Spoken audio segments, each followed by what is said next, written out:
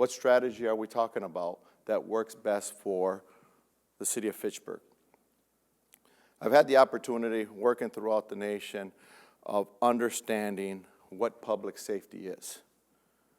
Public safety is all-inclusive. You can also look at public safety through the lens of public health. You can look at public safety through a business standpoint. There's a number of ways that you can look at public safety, and everyone plays a role in it. It's all-inclusive. So the strategy that we talk about includes the system. It includes the city hall entities. It includes the community. You have to have a review process that shares information. And at the end of the day, we all have to be committed to reducing crime in our communities. We all have to be committed and understand that we play a role in reducing crime. Once you see how it works, you understand how you play a role. And I'll say this, I like to say that I'm young, but I like to look at history and see things that repeat themselves. And we all know that famous statement by John F. Kennedy. Don't ask what the country can do for you.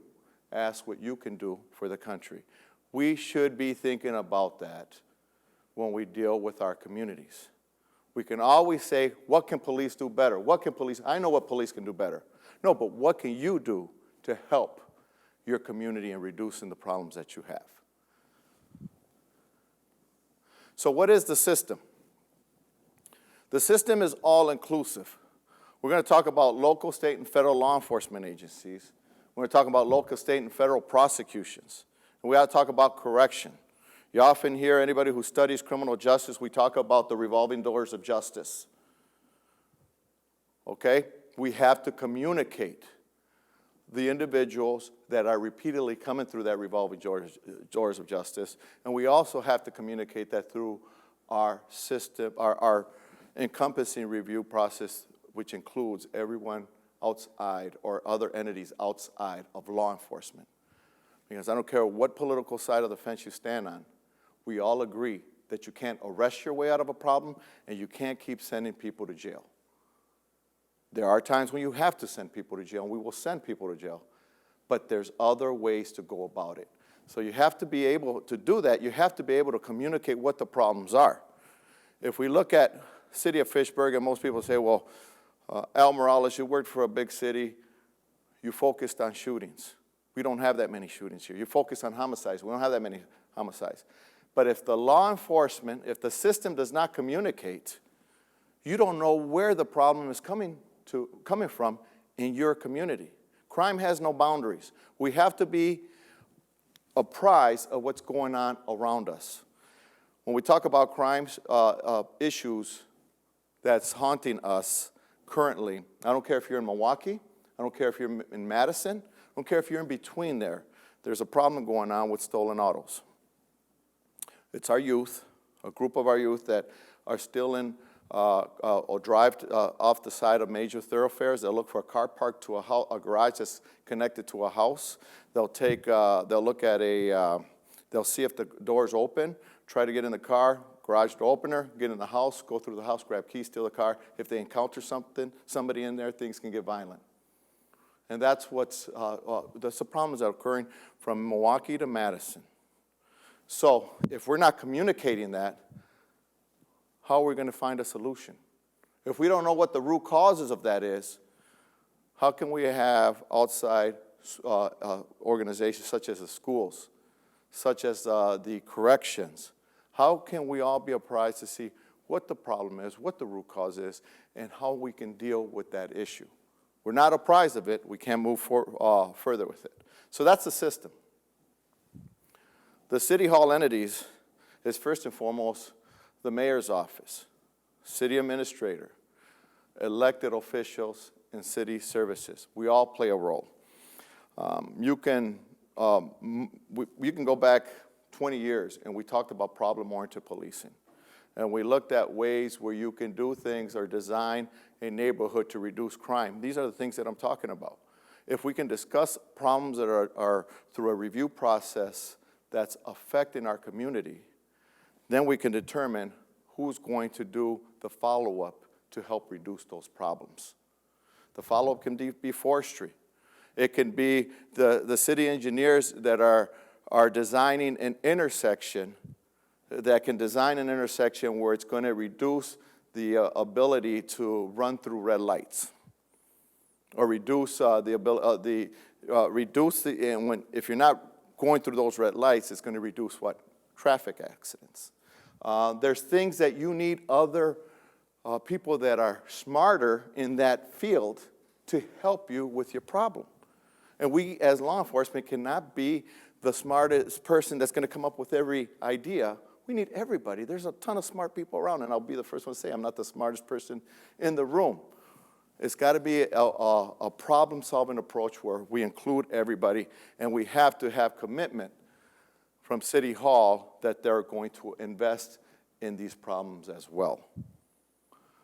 And the community. The community, I could fill this page. When we talk about community block watch neighborhoods, faith-based organizations, business improvement districts, tavern associations, nonprofits. In the link that I'll show you, I'll discuss a nonprofit organization, the Alma Center in Milwaukee, that we had a great working relationship. And the lead in that organization, how she worked so hard to reduce family violence with the individual she was dealing with, and was very, very successful in that. She would pick some of the violent people that we were dealing with, didn't have much crime-wise to go on, giving them an opportunity to deal with her services and get themselves out of a lifestyle of crime. Community is very important. When we talk about areas where you have that visible sign of loitering, visible sign of constant repeated calls for service, events that are going on a regular basis where police are responding to. Faith-based organizations, I've had them get themselves out of their norm. We're not going to have church in the facility. It's warm out. Let's have church in that park where there's shootings all the time. Let's have church sermons in that neighborhood where some of our patrons that attend our church can't make it because they worry about what's going to happen in the house. Let's have church in their neighborhood. Let's have mass on the street in their neighborhood. They've been very effective in bringing down some gun violence in parks and neighborhoods just by the mere presence and having services out in the public. Business improvement districts are important. And here's where it's important. Fitchburg is developing. I understand that Fitchburg has, there's technology here, fast growing. Businesses, it's a good place for businesses to move in and grow. If you're putting a business up or you're building erecting a building, if you're just going to put that up and it's just the city development with that builder, and you're not looking at everything around, whether it's the highway, whether it's the park, whether it's something out there that may affect that building, you don't know, you don't have enough input to say it's going to be positive or negative. The business may do well, but when the cars outside are getting burglarized, or the cars outside from the employees are getting shot into, the employees are going to say, I don't want to come into work. I don't care how much you pay me. I'm not coming in. So there's got to be these discussions, and everybody plays a role in making our community safe. So what is the review process? The review process brings data to the table, technology and human intelligence. Data, as I stated in the earlier slide, is as best as what you put into it. If you don't communicate through different types of fusion centers, and these fusion centers were established after 9/11 because law enforcement agencies were failing to communicate. We had enough information to know that 9/11 was going to happen, but one law enforcement agency was not communicating with the other law enforcement agency. To prevent that, we have created throughout our nation fusion centers, HIDAs, to communicate, high-intensity drug traffic areas. And although that word says high-intensity drug trafficking, they are also huge in communicating intelligence to law enforcement agencies. And that's what's important about having that intelligence, that technology, and the data. When you have that available and you can utilize that for community meetings and system meetings, you see a bigger picture, and it's easier to find solutions to see what the problem is. And I'll get to how you identify that through this information. I don't think we have ShotSpotter in Fitchburg, nor should Fitchburg have ShotSpotter. But when you're dealing with violent crime, and I just threw a couple technology points there, this is one thing that you still want to be a part of, the National Integrated Ballistic Intelligence Network. You have a case and you enter it in the federal system, it can let you know where that gun has been. And the more information we put in there, the more you'll see that crime has no boundaries and it can travel hundreds of miles. Understanding that will help you, and then you can identify through that the right jurisdiction that's going to deal with the problem. So what is the philosophy under that review process that we have to believe in? I believe in this philosophy, and this is a part of how you use that strategy. You have to focus on 10%. Here's a philosophy that 10% of your offenders or suspects account for the majority of the problems. 10% of the locations in your community account for the majority of your calls for service or problems. And 10% of your victims account for the majority of problems. And we can look at that victims, your drug users, or a drug dealer that was shot, or a robber who was robbed is going to reoffend. It creates recidivism. So if you believe in this triangle, it's a small group of people and locations that account for the problems. Now, I often talk about violence. But if you look at the individuals that are involved in that violence, you're going to see from a young age that they had issues at school. There was issues in the family. They were probably involved in the Bureau of Child Welfare Services. They were involved in the system early on, but nobody addressed that, knowing that there was problems with that individual all the way through. And then when we have them now as an adult and they shot somebody, we have to hold them accountable and send them to jail. We look at ways to say, how can we help this individual? We should have been helping that individual early on. I like what Mayor Richardson brought up, and I was doing some research on the internet and see that he likes long-term solutions. Some of the problems require long-term solutions if you really want to fix the problem. This is a philosophy I believe in. I can say that this model is used through the Public Safety Partnership out of the Bureau of Justice Assistance in Washington, D.C. And it's a model, again, that I played a big role in development, and it's used in many cities throughout our nation. To make it work, again, it requires commitment from all of us. I pulled this picture up because you can see it's dark outside. If I can't show commitment by coming to work on a weekend, coming to work at night, and showing the officers that I'm not scared to walk the streets, or not scared to attend a meeting, or not worried about engaging with a group that may have negative thoughts about the law enforcement agency, why should I expect them to do it? I have to show the example. I have to be present. Which is why doing it for a major city, I had no life. I want to have a life, but I still want to do that. I want to go out and I want to talk to people. For me, I can't sit still in a chair. I have to do this. And if I expect my officers to do it, I've got to show the example.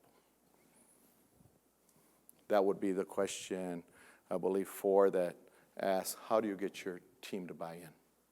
Another way you get your team to buy in is, as I stated, I don't have all the solutions, nor should I have all the solutions. You have to have people from the front line throughout, as well as outside entities, come up with solutions. Have them participate in what I call target team meetings with your community leaders to work on solutions to the problems that are occurring when it's location-based. The last question in the presentation was identify a couple of points in crime and how the strategy will work. I think I explained the strategy. But as I'm looking at and I pulled these are UCR crime, Uniform Crime Reported Statistics from the FBI that I pulled off the internet. And they may be wrong, but they're on the internet. I see this year. And even though we would say these are high, we look at these numbers in violent crime and property. And even, you can have, for the low number of homicides, that could be a family affair thing, but I also look at murder and I say, hey, let's study this to see if it could have been preventable. And, sometimes it can. Family services, I can tell you that there have been several calls in domestic violence before it escalates to the level of somebody dying. So I see these numbers. I would just generalize it as violent crime and property. And as I stated earlier with the auto theft problem, that has been affecting us from Milwaukee through Madison. It's not a Fitchburg problem. It's a problem bigger than Fitchburg, and we have to look at it that way to identify what are we going to do with the youth that are involved in this. Yes, some of them may have to be held accountable in jail, or are there programs that we can get them involved in that's going to keep them from doing this? Because you can see the officers losing their morale by arresting somebody and seeing them out the next day. Arresting somebody, getting in a high-speed pursuit, and getting out the same day. We have to find ways to address it and stop that. We can include everybody. In Milwaukee, I know we use the Auto Dealers Association of Metro Milwaukee to get involved in identifying ways that you can secure an auto where you cannot steal it. It's the old club solution, but there's more that you can do or more that they can do to help out. That goes to the manufacturers when you talk about technology. So I just pulled up some of these numbers. If we look at Fitchburg's violent crime, it's 3.02 per 1,000. Wisconsin's average for the cities is 2.9. Fitchburg is above that for violent crime.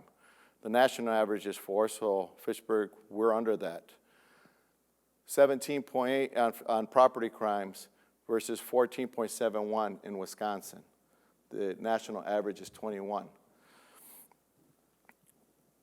In Milwaukee, I was able to reduce homicides under 100 when, on average, you go over 125. Non-fatal shootings were over 600, and I was getting them down to under 300 in 2 years with this process. I dropped Part 1 crime by 33% in 2 years, using this philosophy, using this strategy.